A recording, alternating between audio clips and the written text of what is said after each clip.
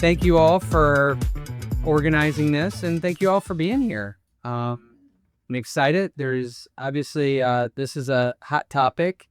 And I imagine through our communications and hearing about this, as we talk about shoulder, elbow, wrist, hand, that you all have something going on in those areas, and you want to learn some more about what you can do naturally to help yourself. And we're going to talk about how that's connected to the neck and upper back. Next month, this is such a big topic that we've divided it into the upper body. Next month in July, I think it's the 30th, it'll be on hips, knees, ankles, and feet. So if you have those problems, stay tuned. We'll tackle that at our next workshop. So upper extremity problems. So neck and shoulder pain. These are things that I'm talking to clients about every single day for the past 18 years. These are common things that people come see us for. Rotator cuff, tendonitis, AC joint pain, tennis and golfer's elbow. And it is true, you can get tennis and golfer's elbow if you don't play tennis or golf. Okay. And then you have carpal tunnel syndrome, bursitis, arthritis, degeneration. Yeah, there's the others. So you hear some itis words in there. So we're going to tackle all those things. So collectively, we call FAS. Who knows what FAS is? Falling apart syndrome. Yeah, falling apart syndrome. So these are a collection of these symptoms that, I don't know, when you start getting this, is it in your 30s, 40s, 50s, 60s? Anything is your age. You know, it's like you turn a certain age and then all of a sudden things start falling apart. So a little bit of background. I have some special knowledge about the shoulder. About 4 years ago, I think it was, I was doing a Spartan race out in West Virginia. And I was going through an obstacle. I think it was like my 10th obstacle of the day. And I was doing something called the twister. And so it was overhead. I was having to hang on to these bars. And halfway through, and the bars it would rotate. So it was like, it'd go like 90 degrees, turns. And halfway through, I gripped the bar and I loaded all my weight on my right arm and I swung to do the next one. I didn't make it to the next one. And it felt like two pieces of Velcro coming apart in my shoulder. Now, people ask me, well, did that hurt? Surprisingly, it didn't hurt. I just knew that something was not right and something bad happened. You see, when you sever a tendon completely, it's less painful. And when you partially tear a tendon, it's more painful. So keep that in mind as we go through this talk. So I had an MRI, went to the orthopedist, and he found there's two pec tendons that go into the shoulder, and the bottom one completely tore, and I tore part of my pec muscle. Well, as a chiropractor, and I'm making my adjustments with my hands, there's two groups that I need to work really good. One of them are my tricep muscle right back here. The other one are my pec muscles to be able to make the adjustments. And that was severely compromised. So I went in, had surgery. The orthopedist was absolutely great. Dr. Negda, Anderson Orthopedic Clinic, put it back together. And then for 6 weeks, I was in a sling. And I was unable to use my arm. So thank you for all your help during that time, Lynn. You're giving me stress or mess. I can't your hip. Bring it back. You know, maybe we offer up some heat tonight so I don't have to hang on to that stuff. But 6 weeks in a sling, what do you think that did to my whole rotator cuff and shoulder complex? Because atrophied. Yeah. And had I not known what I knew, because like when you look into the mirror, it's very humbling because it was like this whole thing was like 75% less than what it was before. But I knew from my training that if I followed the rehab protocols and I did the right things, that I could get back the strength and then the mobility. So I want you, wherever you're at and on the journey, just know You can put in the work and things can come back and it can get stronger and it can get better. So I'm very thankful every time I do a push-up. I just keep praying to God that the tendon stays connected. So do the push-ups, I can do pull-ups, and then, importantly, be able to play with my kids, be able to throw a baseball, things like that. Be active, be able to take care of you all, the adjustments and not having any limitations. But every day, I'm doing something for my shoulder to continue to help the mobility and range of motion. I'll share with you all what I'm doing. So that's my story of what I've been through in an injury. No matter where you're at, we'll make sure that we help you on your journey. Make sure you get the results that you want. Okay, so raise your hand if you've had shoulder pain, elbow issues, and wrist pain. Okay. That was kind of a setup because I wanted to see any grimacing faces as you're raising your hands, so you're in the right spot. But that's the room right here, right? So we're going to unpack it. But first, let's talk about pain and what pain means. Pain means pay attention inside now. It's your body's alarm system to alert you that there is a stress or stressor that your body is having a hard time coping with or dealing with. Pain is a natural signal from the body. And whether it's physical stress, mental, emotional stress, chemical, nutritional, environmental stress, when the stressors exceed your body's capability and capacity to adapt to those stressors, your body starts to give signals. The question is what are you doing with those signals? Are you ignoring the signals? Are you, using chemicals to dampen those signals? Are we addressing the root cause and doing what needs to be done to actually address the stressors? Your body is crying out for help and is asking for a change to be made. We all know what the definition of insanity is if we continue to do the exact same things over and over and expecting different results. So body signals are your body's way of asking for help. The question is, are you listening? Because symptoms really say a lot about your health. So kind of take a look on this chart right through here. If we're like at your ultimate health, that's at +10. If we're kind of like neutral, we're not in any symptoms, but we're not feeling as great as we ought to feel, that's at a 0. Or like if we're in disability mode, we're working around things, we're unable to do things, let's put this at a -10. Just kind of in your mind, rank yourself of where you're at from -10 to 0 to a +10. And then answer that question on the inside too is, what direction are you heading in? Are we in reverse and we're slipping and we're not getting any better? Or are we actually improving and we are getting better and we are getting stronger? And you have to ask yourself a very important question too is, what is your goal with the pain? Are we just looking to get out of the pain so we're not symptomatic? Or are we looking to get out of the pain and get healthier and stronger? Because what you believe about your health determines how you act, your behaviors about your health. Your behaviors are what produces your outcomes. We want to make sure that we're doing the right things, enough of the right things, and avoiding enough of the wrong things so that we help you get to where you want to go. So as we talk about the shoulder right through here, it's important to understand this is what's known as an open kinetic chain. That means if you kind of look at your arms as like ropes, they're connected at the shoulder and they're not connected to anything from the hands. Unless you're doing, of course, like a push-up, okay? Now that becomes a closed kinetic chain. Now, when you get more mobility within a joint, the joint is less stable. So more mobility makes it, you're more susceptible to injury. So your shoulder joint is one of the most complicated joints within your body. It's a ball and a socket. So that socket is kind of like, any golfers in the room? Anybody play golf? Okay, but you're familiar with golf.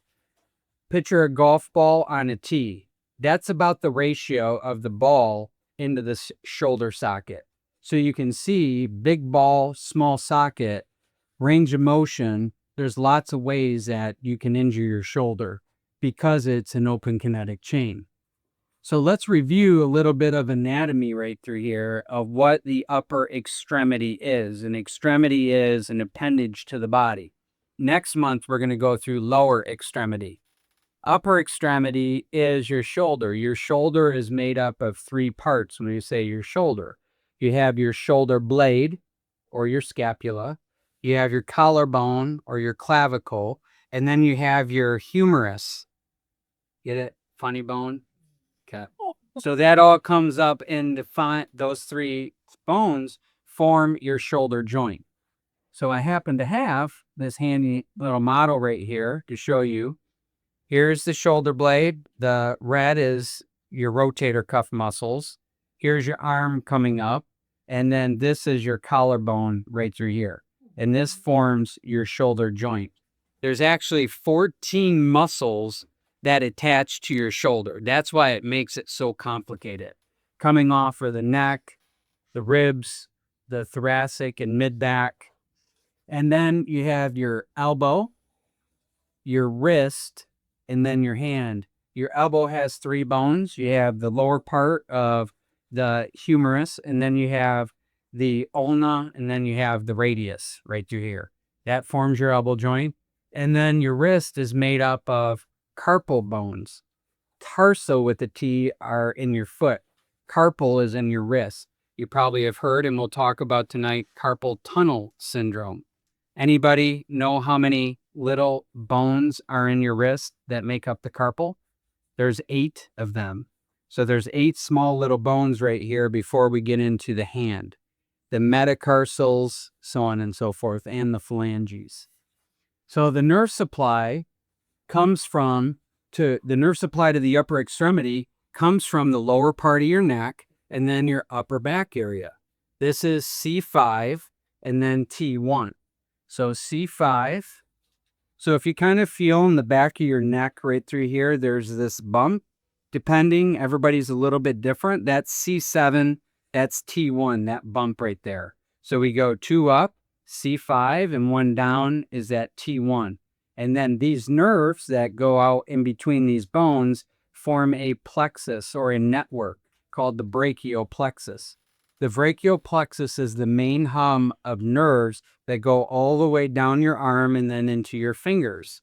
This applies your neck, shoulder, upper arm, forearm, hands, and then fingers. One main point I want to bring up is that where your pain is doesn't necessarily mean where your problem is. So we can't just look at where the pain is. We have to look at the surrounding anatomy and see what the root cause of your pain is. Okay, so what can cause problems to this cervical thoracic junction? That's where the neck and the upper back come together. Keep in mind, any of these transition zones within the spine is more susceptible to injury. So right where the neck and upper back come together, because your spinal curvatures are changing. So macro trauma, somebody give me an example of a macro trauma. Getting hit in the back of a car, getting hit. Absolutely. That is probably the most common one. And it takes just 5 miles an hour of impact to actually cause these bones to get out of alignment. And you don't have to have any pain associated with it. Give me another macro trauma. Getting hit in the face. Yeah, I mean, sure, you blunt force trauma, getting in a fight. So falls, having a fall, hitting your head, whacking your head on something. Down the steps.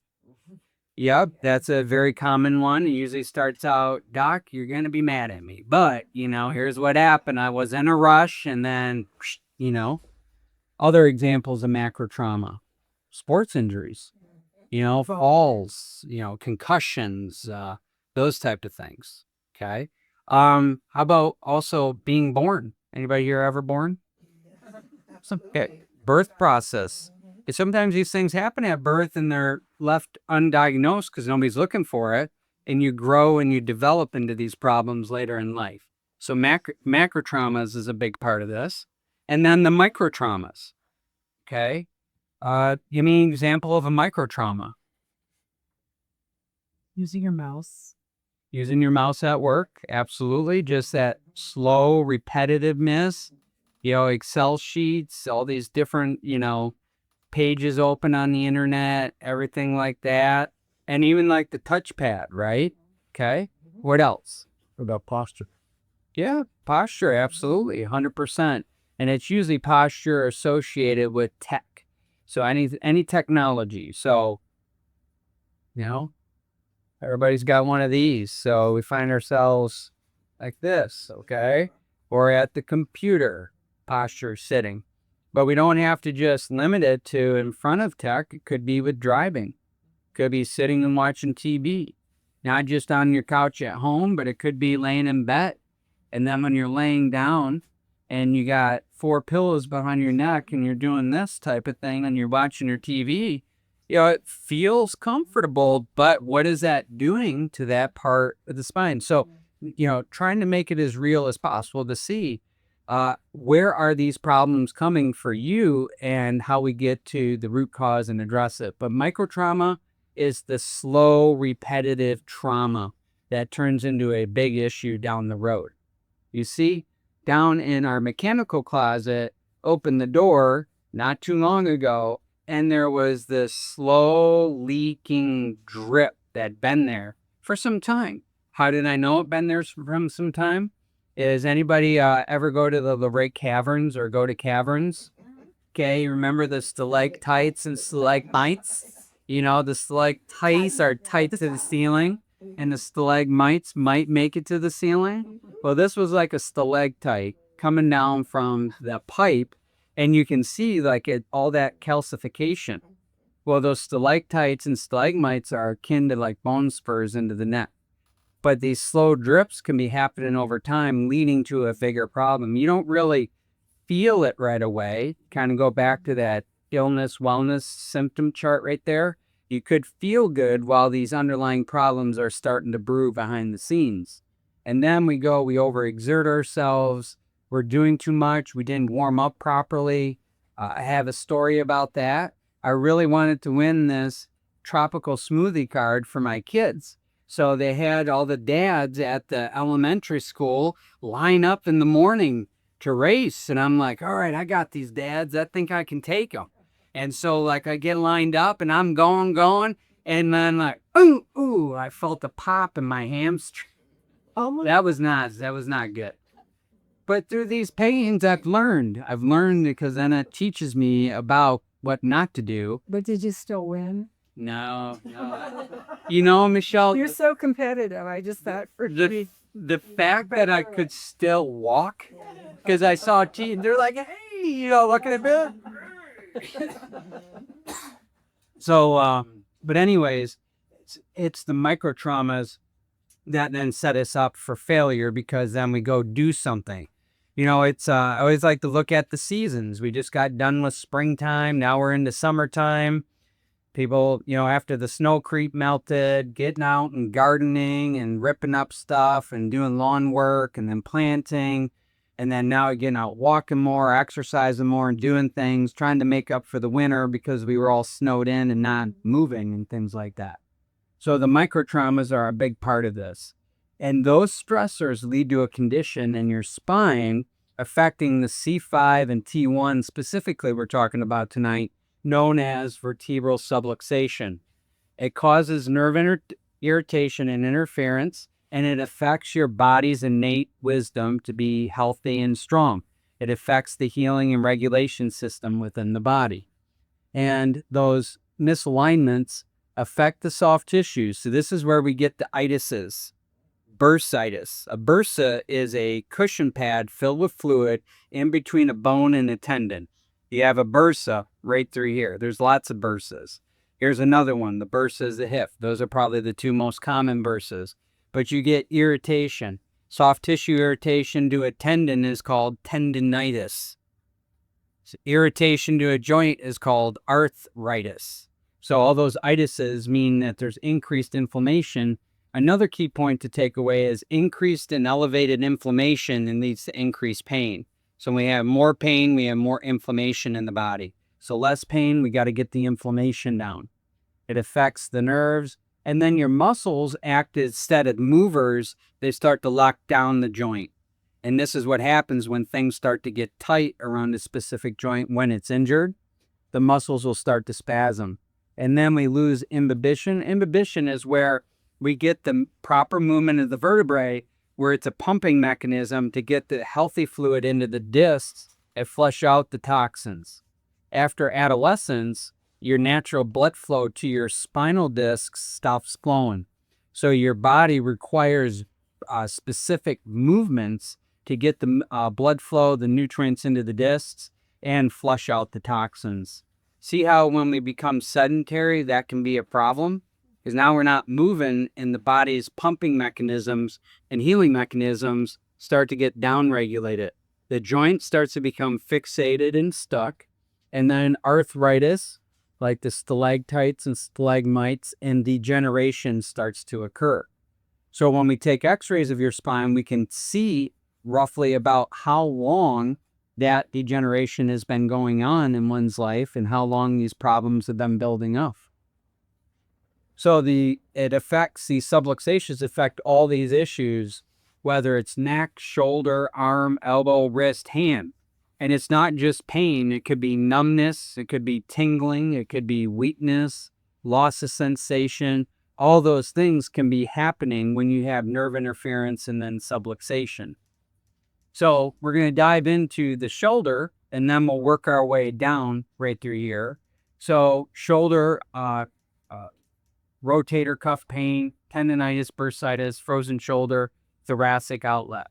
So the rotator cuff, anybody know how many muscles are in the rotator cuff? 4.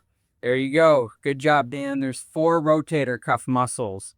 And those rotator cuff muscles consist of the supraspinatus. So it's like right here. So if you have ever had somebody rub your shoulders, and you tell them, I'll give you 30 minutes to stop, it's probably they're targeting right underneath the traps here, getting into the supraspinatus. It goes right through the AC joint and attaches right into the upper part of the arm. It's like right into that deltoid area. There's a bursa right through here also. So you got the supra, which means on the high side, and then you have the infraspinatus. The infraspinatus is right down into this area, right through here. So those are 2 rotator cuff muscles. And you have the teres minor muscle, that's right through here. And then the subscapularis is very difficult to get to, whether, myself, a massage therapist, physical therapist, but it's sandwiched on the inside of your shoulder blade and rubbing and layering up against your rib cage. And, one of the points of the subscapularis attaches right to here. So a lot of people get pain right in here in their shoulder. You have your biceps tendon that comes in there. You have your pec minor tendon that comes in there. And then you have your subscapularis tendon. So if you've ever tried to, bring your arm behind your back and you're getting pain and things, there's likely rotator cuff, and it has to do with the subscapularis muscle right there. So you see, when we sit way too much, when we have poor posture, it doesn't seem like a big deal in the moment, but over time, the muscles around your shoulder start to become deconditioned. They start to become atrophy. So then you're like, okay, it's a nice sunny day. Let me go hit the pickleball courts. I haven't done this since 2 years ago, but it's a nice day out. And then you go and you lean and you make your first move and then you start to feel something grab, a pain or something like that. But that can happen when they're gardening. It's like, all right, it's a great day. Let me go grab the pots. Let me go grab the plants. Let me go grab the dirt, the mulch. And then all of a sudden, these things start to add up. And then when we start to do things repetitively, this is a repetitive strain trauma. That repetitiveness can start to then irritate where those muscles insert into the bone area. It creates inflammation. Your body gives the pain signals. Pain stands for what? Pay attention inside. Pay attention inside now. And then it can lead to instability because those muscles in the joint are not working properly. So it can lead to bigger problems down the road. Bursitis, as mentioned, so right here you have your collarbone, you have your upper arm, and then you have your shoulder blade. It is right on the top of the ball and right underneath the the collarbone right through here. And that is the AC joint. So postural stress, a lot of this, sitting, a lot of, sometimes if your mattress doesn't really fit your body type, but you're laying on your side, it can just be pushing in repetitively that AC joint over time. We have overuse syndrome, inflammation, and pain, and then lost mobility. See how this is kind of we're starting to see a pattern with these things along the way. And then thoracic outlet syndrome, which is a big issue. This is where now the brachial plexus, those 5 nerves coming off your neck and upper back, form a network, and they go in and through and around your shoulder joint in all these different areas through your arm. And these nerve bundles can start to become affected right through here.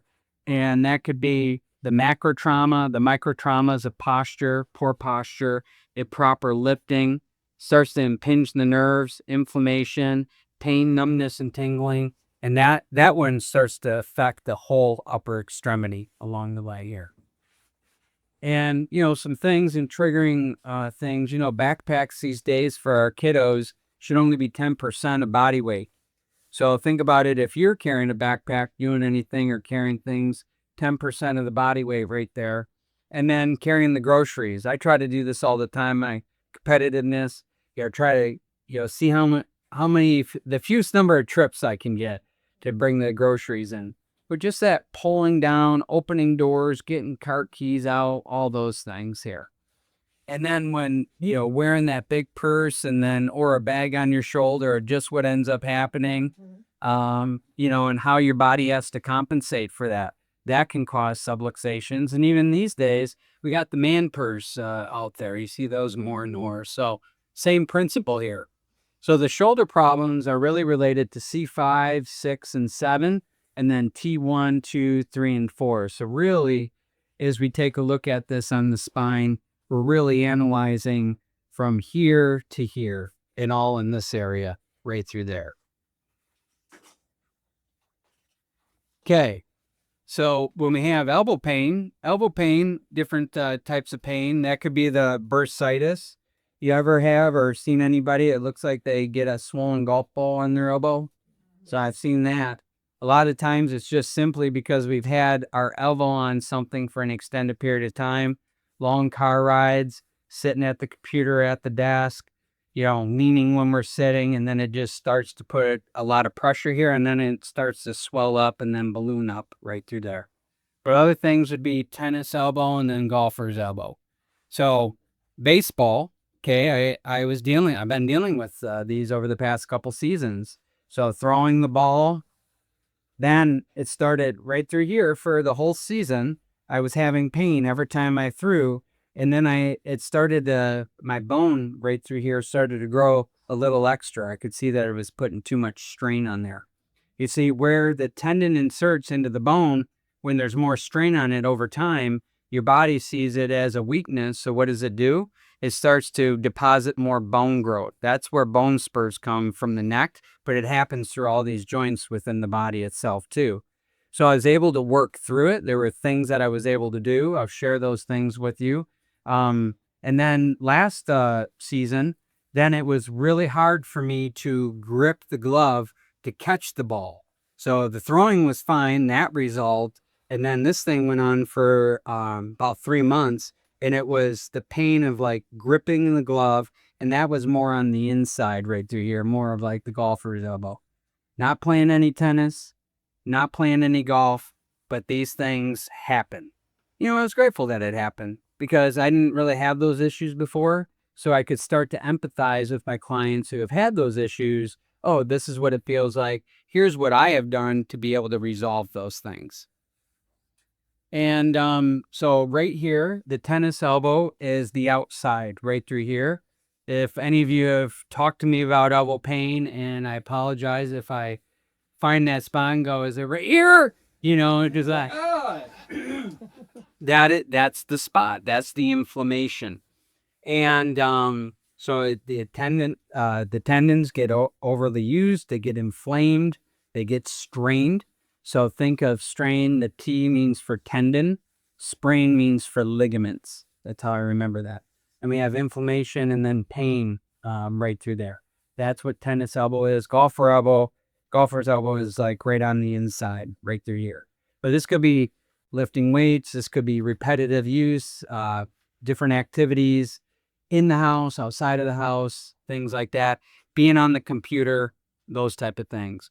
But be that as it may, inflammation, overuse, we strain an area, that inflammation leads to pain, and we got a lot of tendons that go into those insertion points right through there. So a lot of clinically, we evaluate for elbow issues, C5 to T1. Those are the main nerves that control this area right through here.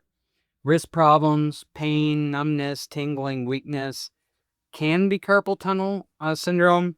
There could be median tunnel syndrome. It kind of depends on where the pain is within the hand, the numbness and the tingling. All these nerves from the neck control different parts of the arm. So this is more when we have issues with our thumb, our index finger, middle finger. This is more like C5. This is more C6. And then C7 is more the back of the hand following this area right through here. So that's why it's important to take a very thorough history on an individual to find out what the symptoms are telling us, because those symptoms are clues in helping us identify the root problem that we need to address right through here. So we have the carpal bones. There's 8 of them here. These are the 2 forearm bones, the ulna, the radius, and then all those bones right through there.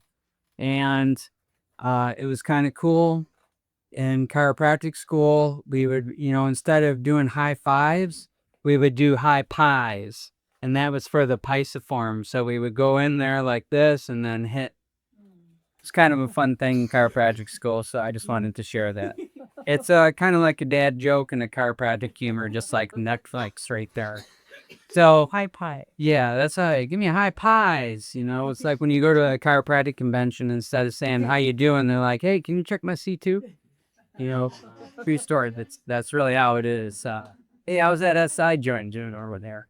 Okay, so when that nerve gets compressed right through this area here, this is where the carpal ligament is, the median nerve, and then you can see how that nerve spreads all throughout. A carpal tunnel syndrome, and those symptoms can be caused either a subluxation into the wrist, or commonly it's because of a nerve being pinched here, affecting those nerves down there. So truly, sitting has become the new smoking. 18 studies in the last 16 years have shown that sitting is more detrimental to our health than smoking. Now, I'm not saying start standing and then pick up smoking. That's not what I'm saying. We don't want to smoke either, but we don't want to be sitting, and our posture really has a big impact on where our head is, our shoulder placement, our upper back, things like that. And collectively, this is what we know as tech neck. And it's become a diagnosis. That's how prevalent it is in society today. So when we take a look at this and we do our analysis and we're looking at posture, people ask me, is it possible that I can get taller under chiropractic care? Commonly, it's an inch. Like if you get started with me, going to your annual physical, I hear it a lot. Hey, doc, I grew an inch. Well, how can that be? Because with poor posture, you start to shrink over time. Okay?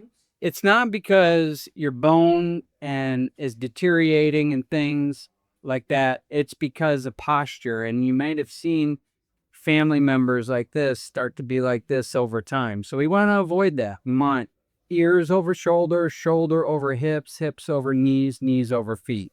That's our ideal posture. If you're standing, picture like there's a little spring right at the top of your head, and it's just gently being pulled up towards the ceiling, and you're gently pushing your feet into the ground. And I get it. If your posture has been malaligned for many years, it's not going to change overnight, but that's the direction that we want to be going in. Because over time, when your head starts to go forward, it normally weighs 12 pounds. When it starts to go forward like this, it can start to weigh 42 pounds. Wow. Well, when your head starts to shift position, get out of alignment, poor posture, and it starts to feel 42 pounds to your body, what do you think that starts to do to the muscles at the back of your neck and your upper back? What do you think is happening there? Stretching them out.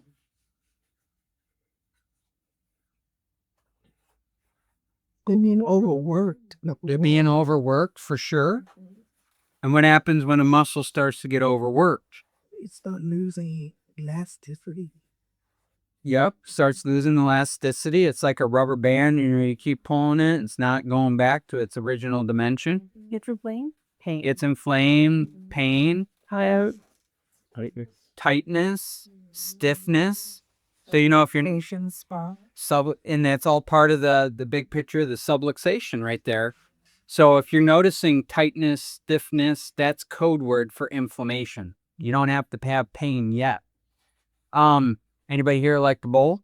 At least got one bowler, two bowlers. Okay. So a 10-pound ball, this is it right here. Holding a 10-pound ball right here, or holding a 10-pound ball like this.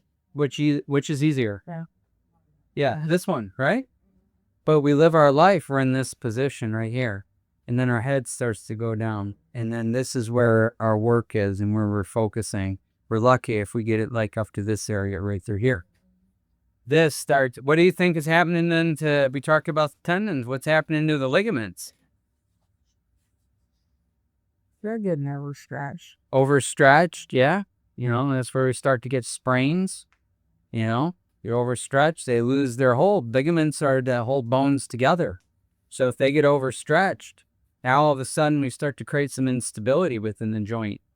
Oh, what's happening then to the discs in between the spine right here? So if we got their head moving forward like that, what is that doing to the discs? Compressing them and making it press in the nerve. Start to compress them, and then it starts your discs are like a jelly donut. So when it starts to compress the disc, then the gel starts bulging out towards one way. And what happens if that bulge goes on long enough? Ouch. Exactly right. The wall breaks, the gel starts to squirt out. That's a disc herniation. And then that's now where we got traveling pain. So specifically, neck pushing on a nerve, then that can start to cause pain going down the arm. Lead to these pain syndromes here. What's happening to the bone? Actually, I had somebody come in last week. I was pretty impressed that they said this term. But what happens to the bone when your head's out like this for extended periods of time? It's a lot of friction. Popping maybe. Yeah. Freezes. It's like Freeze. what's Anybody grind their teeth? Okay. What happens to your teeth when you're grinding them? where when they're in a table way. The bone starts to change shape. Okay, because there's more stress placed on it and demands. So your very smart, intelligent body starts to see a weakness within the structure, so it tries to fortify it by putting more bone around the joint. That's where bone spurs come from, right through there. It's called Wolff's Law. The bone were modeled based on the stressors. You can see this. You can see this in all kinds of issues throughout the body. But the point is that all this subluxation and then our posture, a lot of these issues that I'm talking about, all roads are leading back to posture. Okay. So the problems in the upper extremities usually start into the neck. Wrist problems are C4 to C7 there. So as we talk about 3 steps to correct the cause, we need to break bad habits. So that means that we have to be more mindful of our posture and have better habits around our posture itself too. So the next thing is we need to add specific exercises. So break bad habits means we're reducing the amount of stress into the joint, onto the nerve, and into the neck and the upper extremity. Add specific exercise because we need to then support the adjustment, extend the adjustment by strengthening the muscles around the spine to help the alignment hold better in between your adjustments. So a couple things that I wanted to bring up. And these can all be modified right through here. So the push-up plus right through here, this is the way to help bulletproof your shoulder. So I'm going to demonstrate this, and then feel free to ask any questions. But when it comes to exercise, know this, that everything can be modified. This is not a cookie cutter system right here. But one of the most important things that I found within doing this, the push-up plus. So what is this? So push-up plus, this is really working the scapula. So you get into a plank position right through here, and I'm going to drop my thoracic spine and allow my shoulder blades to go back. And then I'm going to push up like this. And I'm going to go down and press up. Down, press up. So I'm lowering my middle spine, and then I'm pushing up and extending up like this. Just from my day, and I could tell you is the right side, this is where my injury was, is a little bit tighter. If I do that 5 to 10 times, it's going to feel like my left side. It just starts to loosen up right through there. So let's say that's not for you. That's too much stress on the shoulder. Well, then what we do, then you can go to your knees right through here, and then we can start right to this point.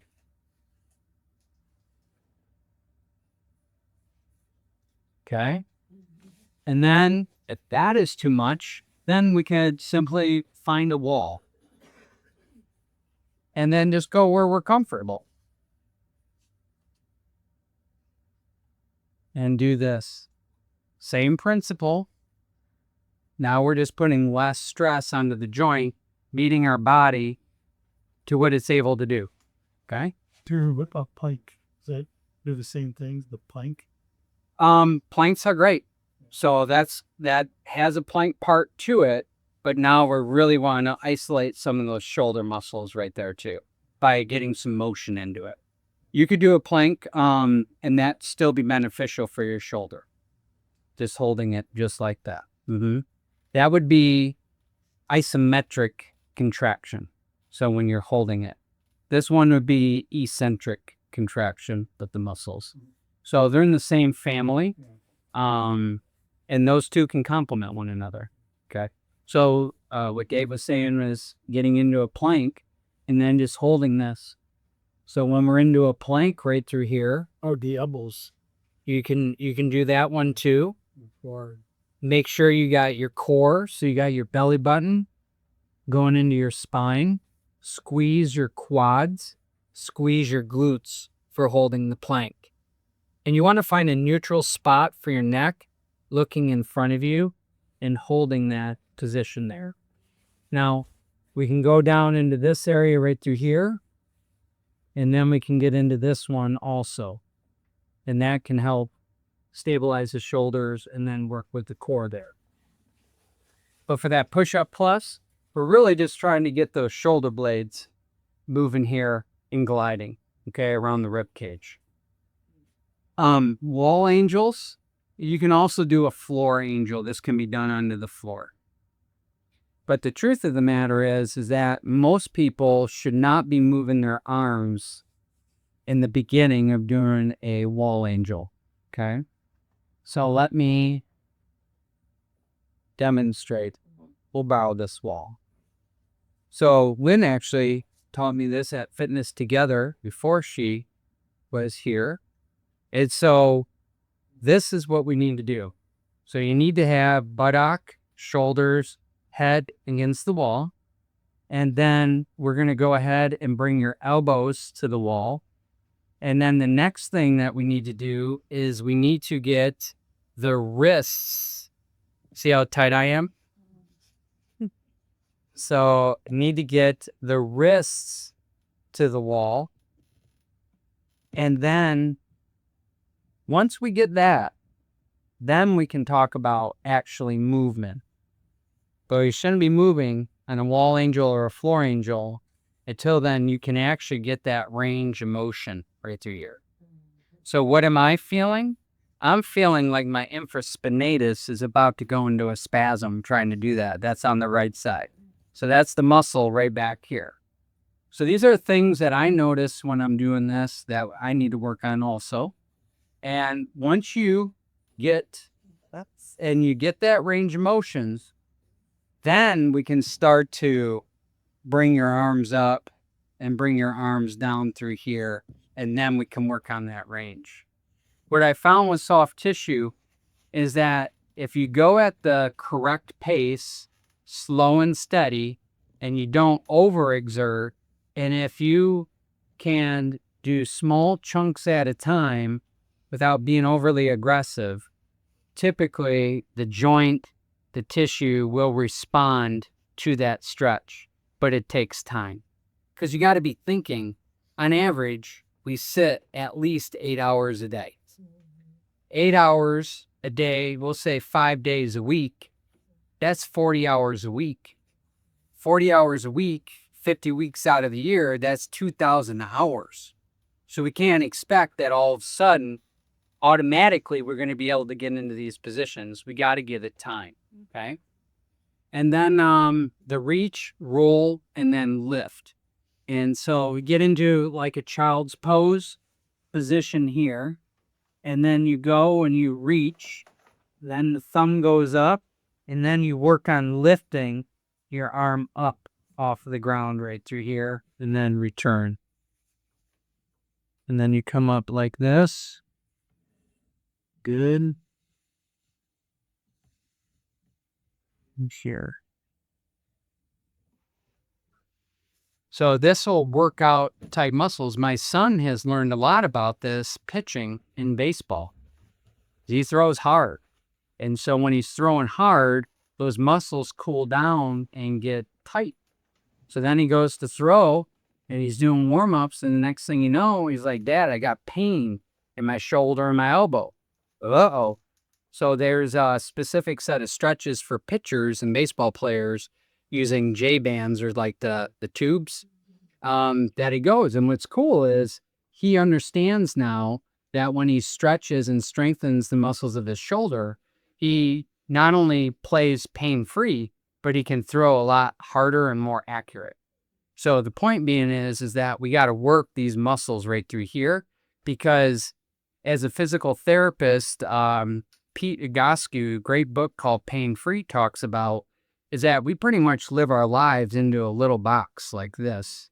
Like our steering wheel's here, we're eating here, we're cooking here, we're on the computer here, here's a stapler, here's the, tape, whatever, here's everything here. And our shoulders, our bodies, we're meant to be reaching, grabbing, foraging, climbing, and doing things like that. But when you don't use your arms, the muscles around your shoulders start to atrophy, and then you try to go to use it, and then it gets triggered. Okay. Again, a lot has to do with posture here. So another one that we're going to spend some time with, and Lynn work with the team here, getting this out the door for you all. Last day, I think she got this done, so great job. And you all get a handout with this. But why don't we kind of get the blood flowing? Now, some of you have orthopedic issues with your shoulder, may not be able to participate. So I don't want you to be forcing anything. And if that's you, that's okay. Okay. But if you are able to participate, either way, we're going to learn what the YWLT exercises are. So go ahead and stand up and kind of find a space so we're not poking anybody in the eyeball. Oops. Not the way you see it. Yeah. Here you go. Yeah. Okay. So here, as we stand up, we want to bring our arms up into the Y position. And then you bring that's great, Barbara. There's no problem. Thumbs go backwards. Thumbs go backwards. And then, Dan, can you get your arms up a little bit more? Extend, the elbow. Okay. Is that the shoulder you had worked on, the left one? Okay, work in that range of motion. And thumbs go backward to protect the shoulder. And now what I want us to focus on is squeeze the shoulder blades back, like the shoulder blades are kissing, okay? pretend that I had this pen and I'm going to go ahead and I'm going to put it right on your back. And I want your shoulder blades just to squeeze that right through there. Okay. And you want to hold it for about 20 seconds. All right. Just like right through here, squeeze those shoulder blades back. On certain days, I go to do this at the end of the day. I can feel my muscles starting to spasm. So what does that tell me? Probably need some water. Or I need some like electrolytes in the water. Or I need to stretch out a little bit because things are so tight. You can go ahead and bring your arms down there. Okay. So yeah. And wherever you're at, even if you can just do this 10 seconds, then build some tolerance up for it. Over time, it will get better. But that's the Y position and squeezing this. These exercises you want to do ideally, especially if you're sitting at a computer, once every 2 hours. That's the goal here, okay? So that's the Y. Here's the W, okay? So a little bend right through here. Thumbs going back, okay? And then now all of a sudden we go ahead and we squeeze the shoulder blades back. Same principle. Now, in addition to everything I said to you, make sure you keep your shoulders low because a lot of times we have a tendency to, shrug our shoulders and do this. No, lower them, thumbs back, and then squeeze just like this. Anybody feeling anything in their shoulder and then their back? And yeah, good. Yeah, no, absolutely. And so by squeezing the muscles, you can help them relax there. Okay, so just go ahead, shake it out. So again, if something's tight, starting to spasm, probably need some more water, maybe some electrolytes in there. Probably need some work because their posture muscles are so tight. Think about this. When I showed you that forward head posture and doing this, well, here's the principle. When we have poor posture in just life, it tightens everything on the front side of our body. And then everything on the back side gets weak. So this is why we start doing this. So what's the formula? We need to stretch on the front. We need to strengthen on the back side. Especially if you're doing workouts with anything on the front, you have to do twice the amount of work on the back side. I remember I didn't know what I was doing. Teenager, lifting weights. It was all about bench press, biceps, abs, Gotta look good for the girls, So it was just pulling everything forward, just like that. I didn't work my legs. I didn't work my back and things like that. So important. So that's the W. The T, bringing your arms out, straight out like this, and try to get it parallel with the floor and squeeze those shoulder blades back. And we're just holding that 20 seconds if you're able to, squeezing that. Okay?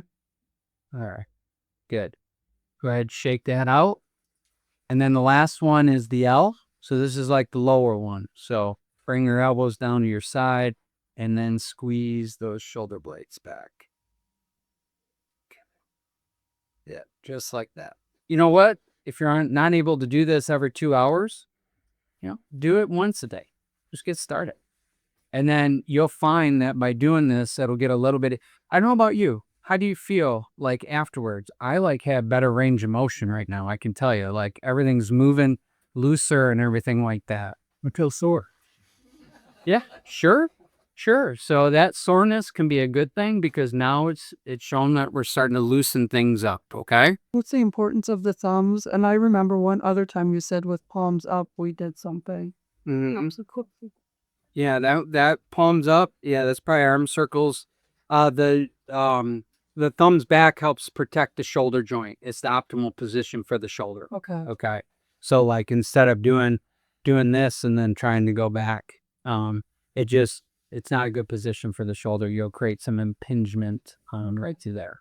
In fact, when you're walking, you guys remember the Fonz? Your thumb should be like this as you're walking. How many times have you seen people, and you might notice yourself, knuckles are going forward? These are other indicators right here of your shoulders and then rolling in right through there. Okay. Any questions on YWTL? Yeah, please have a seat. Yes, you can. Absolutely. Yeah. Okay, so go ahead and hand that out. Lynn has a handout for you all. And, add this to the tool belt right there.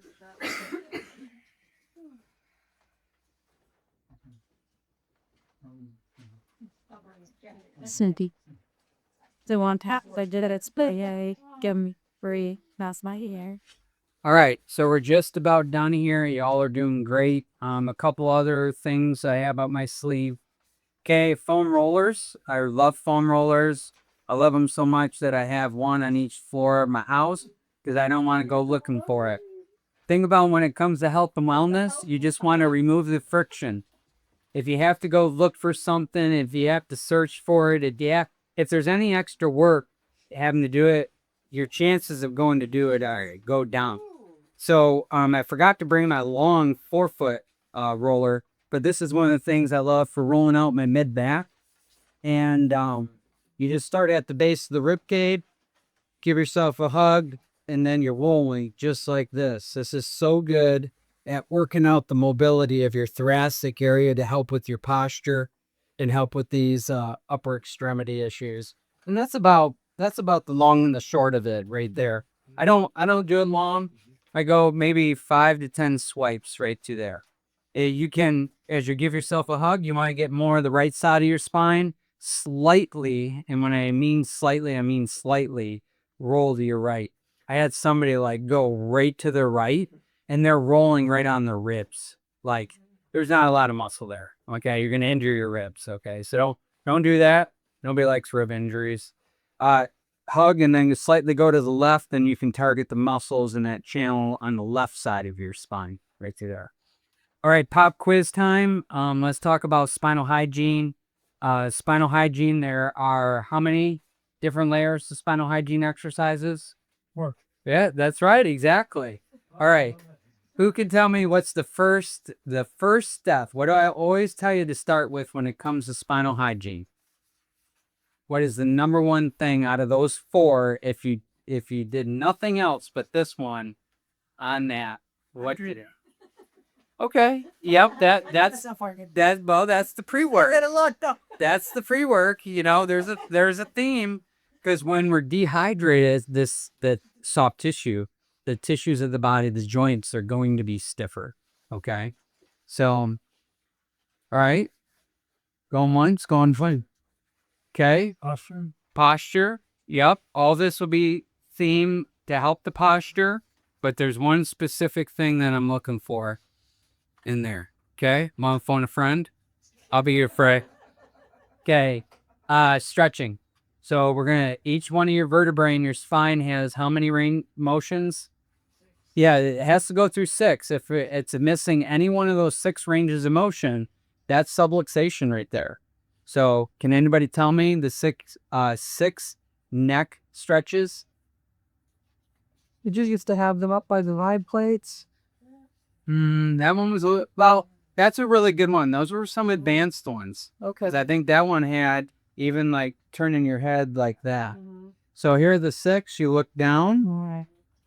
you look up, you look to the right, you look to the left. You tilt your head to the right, you tilt your head to the left. Now, how long do you hold those positions? 10 seconds. Bingo. Okay, good. So nobody said math would be required, but how many seconds would that take to go through the neck? 60 seconds. It's 60 seconds. So it's a minute. Okay. And we all find 1 minute for ourselves throughout the day. Okay. Then for the lower back, what does that look like?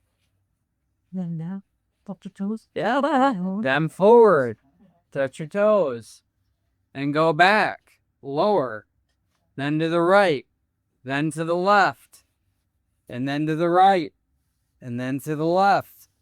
Does it matter what goes on in the lower back for your upper extremity? Yes, yeah. Absolutely. Yeah. It's all connected. It's a core. So next month, we're going to tie it together, upper and then the lower right there, okay? So by working the lower, range of motion, that helps the upper. What's number 2 when it comes to spinal hygiene? This is number 2 on the list, meaning it's not necessarily in the order of that sheet I give you, but it's if you're only going to do the 2 things, number 1, range of motion stretches in the morning, warm up the spine, warm up the soft tissues and the neck and the lower back. Number 2 is at the end of the day. Usually on the. I was gonna say the other things. So at the end of the day, you lay on these rollers, one underneath the neck, one under the lower back, unless I've advised you not to do that. Okay? This depends on what's going on in your spine. Here, and then here. And if you haven't been doing it, you want to get back to doing it, which I recommend to do it, to help with the things we're talking about. How many minutes should you do it start with? Well, I would start with 5 minutes. yeah, I do chat. All right, overachiever. But if you've been doing it for a while, no, but if you've been doing it a while, you want to work up to 10 to 15 minutes. Yeah. I recommend do it in the bed because the mattress will soften it to start with. And then if you want it more advanced, then you go to the floor. Okay. So slow changes. It took time for the body to get like it is today. It takes time to heal. Okay. All right. Number 3 and number 4 of spinal hygiene. Sit, Kelly. Yes. Somebody got a whoopee cushion? There is okay. All right. So just in case. So in the front of the kit, there's a little booklet of how to take care of your spine in between your adjustments. It's right there, a little cheat sheet right there. And yes, you have the wobble disc. You sit on that. Okay? That looks like this right here. So put this into the chair. I used to use one of those when I was working on leaving my chair. Yeah? I was said I was. Oh, okay. Until my guys come, the computer guy would come and stuff, and I'm like, you just can take it out.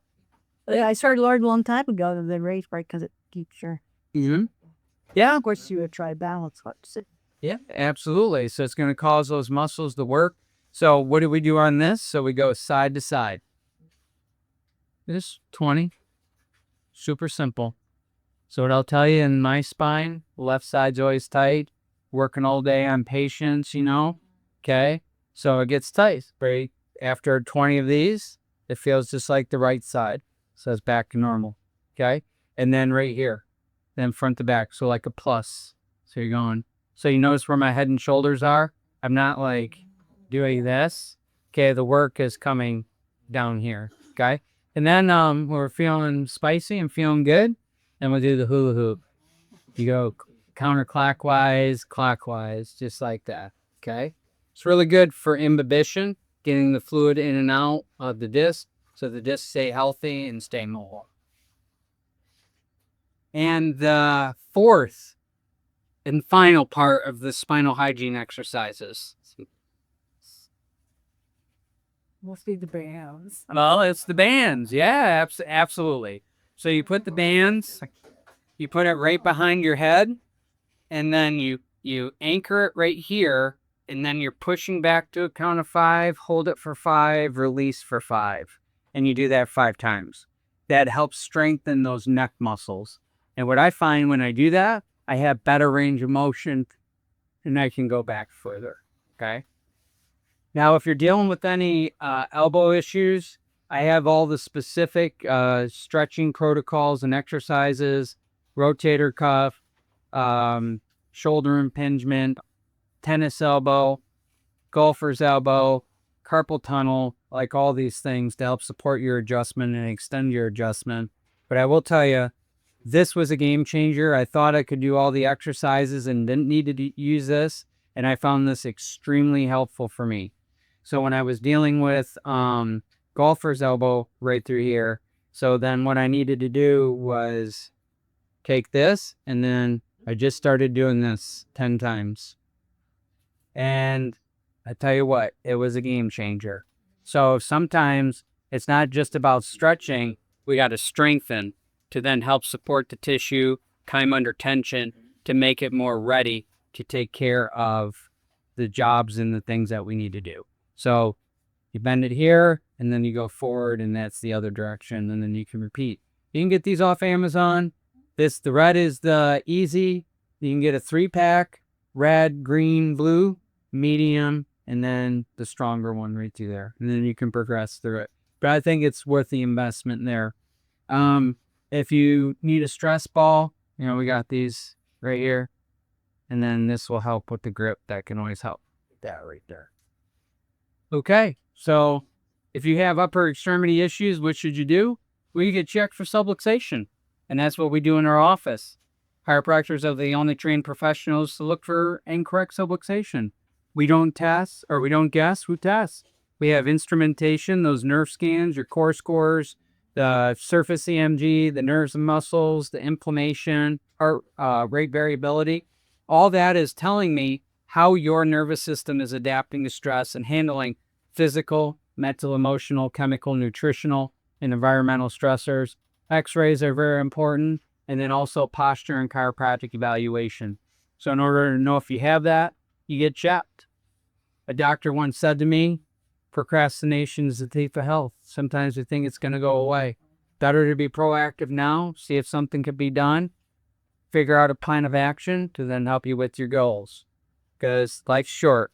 You might not live life, you know, feeling good and functioning, doing the things you want to do, and not have to work around things. So I'm available to stick after if anybody has any questions. I want to thank each and every one of you for showing up here today. It's been another fun group. You guys are awesome and amazing. I look forward to hearing about in the clinic how you're applying what you learned and how it's making a difference. And if you got any specific questions for me regarding you, your care, or anything like that, I'm happy to talk about that separately. But we're going to finish up by getting our famous selfie photo right through here. So let's get all these good-looking people gathering around right here. And then let's creep in here for a photo. Give me a big sip. I see the shoot. I'm really good.